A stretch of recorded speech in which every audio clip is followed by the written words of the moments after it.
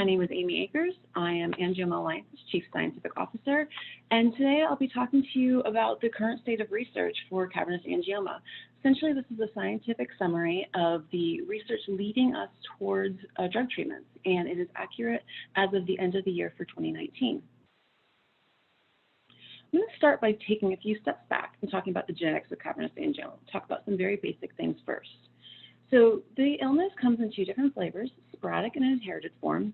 In sporadic cases, there's no inherited mutation that passes through families, and lesions are typically solitary, so generally one per person and no other affected family members.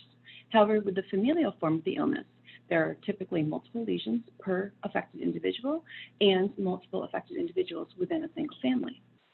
So the genes that cause cavernous angioma are named for CCM, cerebral cavernous malformation, and that's how I'll probably refer to the illness most of the time, CCM. I'm a geneticist. I like the gene names. It just kind of rolls off my tongue quickly. So there's three genes that we know that when a mutant copy isn't inherited from a parent, that it will cause the child to have cerebral cavernous malformation, CCM. So the genes are named CCM1, CCM2, and CCM3. And the numbers next to each gene name I've written here designate the year in which each gene was identified. And when they were first discovered, they were entirely novel genes with unknown function. We only found them because we found that there were mutations in affected family members. So some basics about genetics. In your body, you've got pairs of chromosomes, 23 pairs of chromosomes. And here you have a purple and a blue chromosome. It's a matched pair. And that orange line across the middle represents a gene. For this case, we'll say CCM1.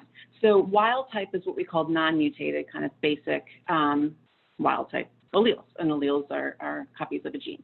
So we've got two wild type, normal, non-mutated copies of a gene and this in cell, let's say. Totally wild type, normally functioning, no big deal. Now, in an inherited case, you see on the top here, this purple copy has an X through it. So that's designated one mutant copy of this gene. So that would be every cell in a body of someone who has the inherited form of the illness would have one mutant copy. However, not every cell in the body forms a CCM lesion, right? So for the most part, this one wild type allele functions okay, takes over, the body's okay. Now, what happens in the brain, specifically within the blood vessels of the brain, we get a second mutation that randomly is acquired throughout time, specifically within a brain blood vessel cell, destroys function of both copies of those genes, rendering one of the three genes, CCM1, CCM2, or CCM3, completely non-functional. This genetic event right here is what seeds the formation of a lesion. And interestingly, we know in inherited cases, you inherit one mutant copy and then acquire the second. And generally in inherited cases, folks have multiple lesions. Now with sporadic cases, the biology at the end is the same. So you don't inherit a first copy, but instead you acquire two mutant copies, rendering that entire CCM1, CCM2, or CCM3 gene non-functional within one brain endothelial cell, one brain blood vessel cell, and that seeds the formation of the lesion. And generally, sporadic folks only have one lesion because you can imagine it'd be a very, very rare event to have both copies of one gene within one cell acquire a mutation. So it would be a rare event. Therefore, sporadic folks generally have single lesions, and familial folks have multiple lesions. But at the end of the day, the biology is really very, very similar. So scientists have spent the last 20 years or so working to determine the function of these gene products, and that's really a major focus of our research, and the research particularly related to drug development, because we want to know what do these genes do in the body normally, and therefore by extension, when they're mutated and not functional, what is broken? So how can we fix what's broken and hopefully help cure cavernous angioma? So you don't need to read this. There's a lot of words. It's very, very small. But what I've got here is a year in basic research. It's a smattering of published studies, about 20 or so, that cover some basic science topics that I just kind of wanted to highlight a few of to give you a flavor of the breadth of research and all the different strategies folks are using to understand the function of these proteins. So fluid stress. So we're not talking about stress from work or stress from kids or stress from life. We're talking about sheer stress. So stress is actually a mechanical force that is applied to something else. So in this case, the fluid stress would be the stress applied to blood vessel cells by passing blood. So whether blood is flowing slowly or flowing fast throughout a blood vessel cell, there will be a different level of stress applied to the inside of that blood vessel cell. And what researchers have found is that the different level of stress will activate, turn on, or turn off different genes depending on that rate of flow. And a research group out of Australia has recently shown that they think that perhaps the flow level, so the low flow in CCM lesions, contributes to genetic changes that specifically make lesions develop in certain areas where there's low flow. So they think that the flow, the fluid stress, contributes to when and where lesions develop, which is kind of interesting. Antithrombotics. So antithrombotics are a class of drug that's used for the prevention and treatment of blood clots. These include aspirin and blood thinners. And there's always been a question in the community, the medical community, about whether or not these drugs are safe for CCM patients. So researchers observed CCM patients who were prescribed antithrombotics not for CCM, but for another condition that they have. And then they were assessing the safety of using those antithrombotic drugs on the CCM condition. They found that those patients who took the drug were actually at no greater risk of hemorrhage than those not taking such medications. So what does this mean for the community? The findings provide some reassurance that prescribing an antithrombotic for an individual with CCM and an irregular heartbeat, for example, this does not put that person at an additional risk of hemorrhage. It's important to note that this study is not a clinical trial, but intended to assess the safety risk of antithrombotics on individuals with cerebral cavernous malformation. Therefore, experts recommend additional research, and clinically, they recommend to not start aspirin daily or blood thinners unless your doctor has recommended it. And if you have a condition that may require a blood thinner, your doctor or specialist should make the determination of risk versus benefit for your individual situation. Biomarkers. So biomarkers are alternative measures of measuring disease severity. So ways that we can actually measure some biomarkers that are in development right now. We have imaging biomarkers. So folks are working to develop ways to do MRI imaging leakiness out of blood vessels. And then also to measure iron deposition. So iron would be a surrogate for leakage of blood. So we could measure whether or not they've had a hemorrhage and the rate of hemorrhage and things like that. So without directly assessing a hemorrhage, without getting into the brain and looking at the hemorrhage, these are markers that we can use as surrogate measures. Another great place to research biomarkers is in the blood. So the blood has a lot of information that, and a lot of different chemicals in there. Chemical compositions change all the time depending on lots of different factors. And Dr. Watt's group at the University of Chicago is working very hard to develop blood biomarkers in which he measures a unique combination of chemicals in your blood, and he can actually use that combination to determine whether or not an individual is likely to have a hemorrhage in the next year. And then also a diagnostic biomarker where he can draw blood and measure what's in the blood, and that the blood can actually tell you whether or not the individual has hemorrhaged within the last year. So these biomarkers are becoming great research tools and great clinical tools. BA1049 in mice. So BA1049 is a new chemical entity, a new drug that's developed by a research company out of Cambridge, Massachusetts called Bioaxome Biosciences. BA1049 targets something that we're going to talk about in a few minutes, Rho kinase. So Rho kinase is a chemical or a molecule that does a lot of things in the body and cells, and one of those is to, when it's improperly regulated, we see leaky blood vessels, and the tight junctions between the blood vessel cells are disrupted. So a drug to target that and restore those tight junctions would be a fabulous thing. That's what this company sought to develop. They made this drug and they treated mice with it, and they showed that they can, in fact, yes, target their target of interest, and that in those mice, they were able to reduce the number and size of lesions, and their data also shows that the treatment reduces some hemorrhage activity. So it's really exciting new research. Clonal expansion. So clonal expansion is something that we talk about oftentimes in relation to cancer.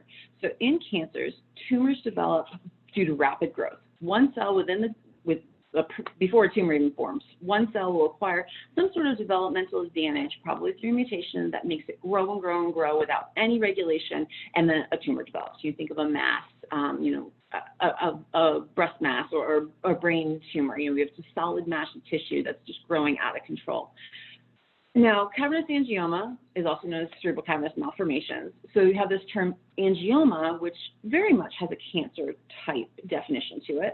And then cavernous malformation is not a cancer. So classically, a malformation does not grow and grow and grow. A malformation is there at birth and grows only with the body as the body grows, whereas tumors, as we know, don't do that. Well, we're now learning that cerebral cavernous malformations, cavernous angiomas, are really a blend of the two. So a couple of different groups recently have shown that at the very early stages of lesion development, one of the blood vessel cells in the brain develops this advantage that makes that cell grow and grow and grow, likely the two-hit mutations that destroy function of the CCM gene. And that cell grows and grows and grows. But it doesn't only do that. At some point in time, that incredible growth kind of slows down and it starts to bring in blood vessel cells from the surrounding areas. So the end product, the end lesion, is a mix of those clonally expanded cells that are like a tumor and then also surrounding cells. So it's kind of an interesting merge, fusion, if you will, of tumor and then a malformation. Gene therapy is very hot right now in research for lots of different diseases. The brain presents a real problem for gene therapy targeting. However, last year a paper came out which showed the very first steps towards gene therapy. They didn't do it in the brain, but they showed that they could manipulate cells and actually correct the function of one of the CCM genes. And then, so CCM cell that was mutated, just like it would be in a human body, for example, they were able to correct that function and those cells started growing as they would totally wild type. So it was a really interesting first step towards feasibility of gene therapy. The transcriptome. Transcriptome is a term that applies to all of the RNA molecules within a given organ system, tissue type, or regional location of the body. So the RNA represents the active genes that are actively functioning at a given time or location. So by studying the transcriptome, say, of lesions, how is that different than regular or non-lesional brain blood vessel cells? We're able to identify new targets, new things that are active in those lesion cells we might want to target for drug development. So the transcriptome has provided a fabulous tool for us to identify new targets for potential drug development. And I have slides on both of these at the end. The published studies recently came out for both Atorvastatin treatment and ponatinib treatment in mouse models. Both showed great levels of efficacy. So we'll talk about that in a minute. So this is our CCM treatment pipeline. It's published on the Angioma Alliance's website and updated as appropriate. And you see the four groups across the top here, starts on the left with preclinical. The term preclinical really means that the drug or molecule of interest was tested in a laboratory, in a cell type system, or in mice. Phase 1 clinical trial, then the next three are clinical trials. Phase 1 clinical trials are small clinical trials meant to test safety of a new molecule. Phase 2 trials test efficacy. These are larger trials. They involve more people and they take longer time. And phase 3 trials are the longest and largest of all, and they're kind of after you've shown that, yes, the drug is safe and it is effective, then we do a much, much larger study, and then it comes the approval process. So I kind of want to walk you through this pipeline. We're going to come back to it kind of after each example and see where we are. So I mentioned Rho kinase a little bit ago. So this is a busy slide, but what we're looking at here is essentially two neighboring endothelial cells. So the blue lines outline the endothelial cell. Here's one on the right and one on the left. And in between, there's a lot of molecules that are very, very tightly regulated in what we call tight junctions. Tight junctions are essential for keeping those blood vessels tightly connected to one another. So blood doesn't leak out. It's really important, particularly in the brain, that blood does not leak into the brain. You also see our favorite molecules, CCM1, CCM2, and CCM3, that work in a complex. They work with each other, and they work with other molecules, including Rho kinase. When one of CCM1, 2, or 3 is mutated, Rho kinase activity is misregulated, leads to disruption of this barrier and leakiness. Nothing that we want to experience. So drugs that target Rho kinase are really interesting candidates for CCM therapy. So Atorvastatin, why study Atorvastatin? Atorvastatin is a statin drug. You've probably heard of statin drugs. They're very common, popular drugs for treating high cholesterol. Atorvastatin is one of these types of drugs that do a lot of different things within the body. One of them is to target Rho kinase. So instead of developing a brand new drug, researchers were curious to see if this pre-existing statin drug would be effective in treating Cavernous malformation. So in mice, so what you're looking at here is placebo-treated mouse. This is a mouse model of CCM that's got probably lots and lots of lesions in here that are large and hemorrhagic. This is a very unhealthy mouse. And then at a closer view, this is a histology of one very, very large lesion, multi-cavernous. You can see all these different caverns in here, and then the iron staining around. So this is a large multi-cavernous mature lesion that has shown hemorrhage, and this is typical for mouse models of CCM. Now, with treatment of atorvastatin, you see reduction of hemorrhage, reduction of lesion number, and reduction of lesion size. So this is really exciting kind of proof of concept data that supports moving atorvastatin into human trials. And that's exactly where it is. So atorvastatin right now is being studied at the University of Chicago. It's being studied for cavernous angioma of symptomatic hemorrhage. So folks who have experienced hemorrhage are most likely to re-hemorrhage within the next year or so. So the University of Chicago is using atorvastatin as they're testing to see, does this drug prevent a lesion hemorrhage? So folks who have experienced a recent hemorrhage are enrolling at the University of Chicago for a phase 2 study to see if it is effective for preventing future hemorrhage.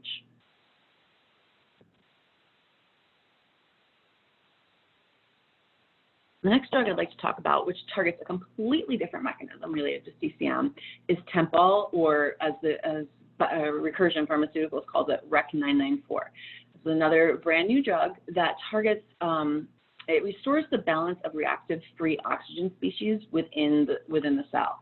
So the CCM molecules, like I said, they have lots of different functions. We're still learning about all their different functions.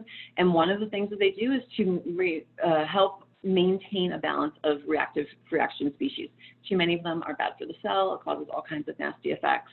And what they've shown is that this drug, they first found it in cells that had corrective effects against a CCM2 gene mutation. It corrected structural defects caused by that mutation. And then when they treated mice with this Tempol drug, it reduces the lesion number of those mice.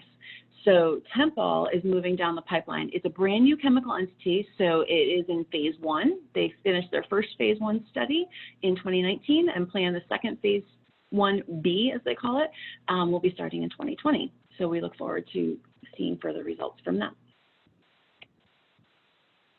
B-cell depletion therapy, another completely different mechanism. Within the brain, in and around CCM lesions, there is a massive infiltration of inflammatory molecules. Huge inflammatory response going on, and so researchers have looked at that from many different directions and wanted to try this thing called B-cell depletion therapy. It's a therapy that's become very useful in other immune diseases, including rheumatoid arthritis and multiple sclerosis. And so what we're looking at here is kind of repurposing a drug that was developed for one of those conditions and seeing if it might be effective for CCM. And in mice, again, this is Dr. Awad's group out of the University of Chicago. In an untreated mouse, you see these really large, mature, multi-cavernous hemorrhagic lesions, and then treated mice, much, much smaller lesions.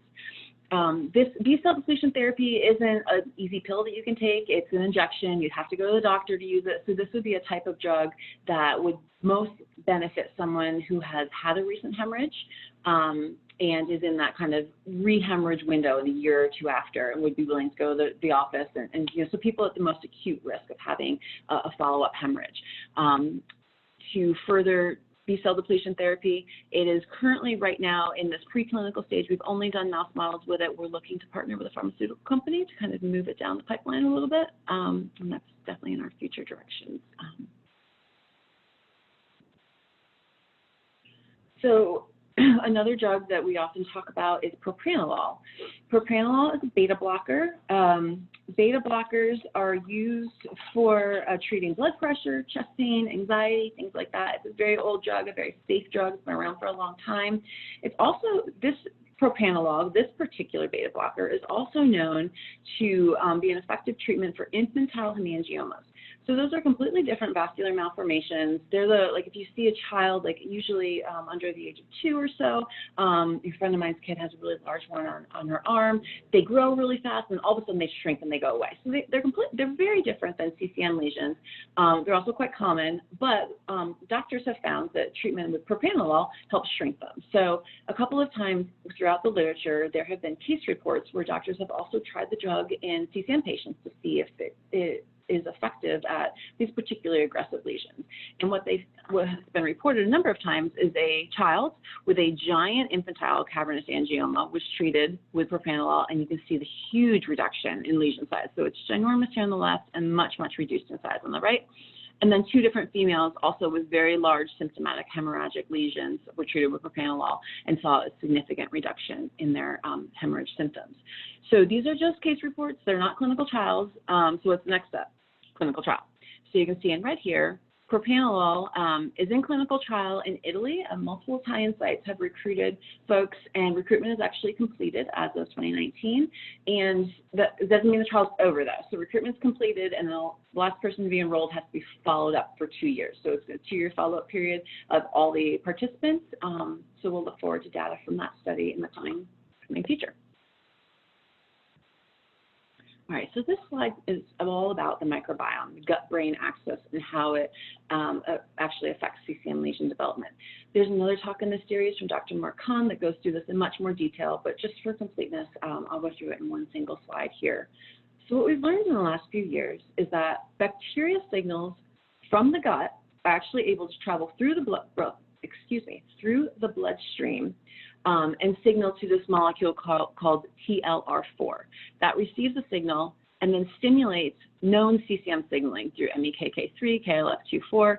The nomenclature here isn't really important, but these are known molecules involved in CCM signaling and lesion development.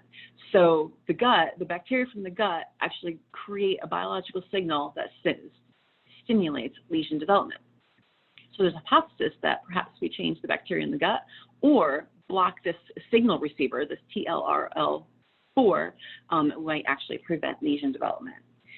Very recently also, Dr. Kahn's group has showed us that having an intact mucus layer in the gut is also extremely important. So it's critical for keeping those negative bacterial signals inside, and destruction of that gut, either due to genetic mutation or even perhaps consumption of emulsifiers from processed foods, can really kind of strip that liner and allow more of the negative signals out. So you really want to protect that gut lining as much as possible. So the gut bacteria is really interesting, exciting new work, again, in the preclinical phase. And then 2 more slides on the preclinical phase. Angiogenesis. So angiogenesis is the process by which blood vessels grow, develop, and sprout. And it's become known that during this angiogenic period, when blood vessels are developing, mouse models are particularly susceptible to lesion development. And so you can see that here in the upper right-hand corner, this is a mouse model which genetically engineered, that's genetically modified to develop CCM lesions, a whole bunch of them in the hindbrain. And when treated with this 3-TSR, and 3-TSR is a anti-angiogenic molecule, so it blocks the angiogenic process and can also inhibit lesion development. So it's really cool. And the last is, I alluded to this before, so this ponatinib is a cancer drug. It has really ugly side effects, and it's probably not a long-term treatment, but it's interesting and exciting because it targets this MEKK3, which we talked about a few minutes ago related to the gut. So again, here is a mouse brain that has a ton of lesions, genetically modified to have a CCM gene mutation, develops a lot of lesions very early in life. You can see it here on this special imaging technique. But when treated with this cancer drug, the lesions are much, much reduced. So this is very much a proof of concept that targeting this MEKK3 molecule and that signaling cascade is another likely pathway for drug development for CCM. So this is a super busy slide, but the point is to show you that this, again, we're looking at one large endothelial cell, the tight junctions in between, its neighboring endothelial cell, so its neighboring blood vessel cell. You see the CCM molecules all over the place. They do different things, they interact with different partners. You see angiogenesis, inflammation, TRL4. So there's so much going on here, and there's so many new druggable pathways that we have discovered, new molecules to target these pathways, and we're getting there. And the research is really moving in a positive direction. It's complicated, it's exciting, and we've made a lot of progress. And this is kind of where we are for the end of 2019. So with that, I will close, and thank you for your time.